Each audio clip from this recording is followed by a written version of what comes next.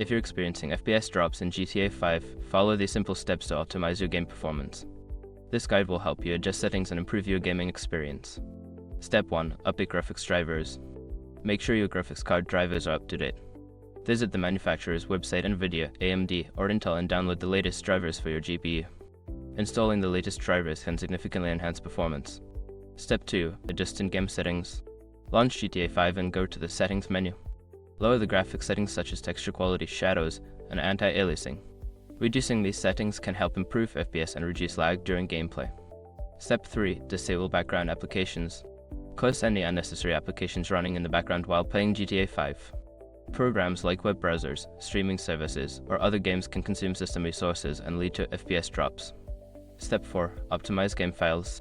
Verify the integrity of the game files through the game launcher, Steam, Epic Games, etc. This process checks for any corrupted or missing files and replaces them, ensuring the game runs smoothly. Step 5. Adjust power settings.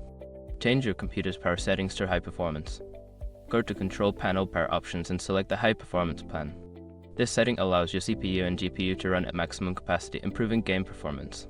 By following these steps, you should see an improvement in your GTA 5 performance and a reduction in FPS drops. Enjoy your gaming.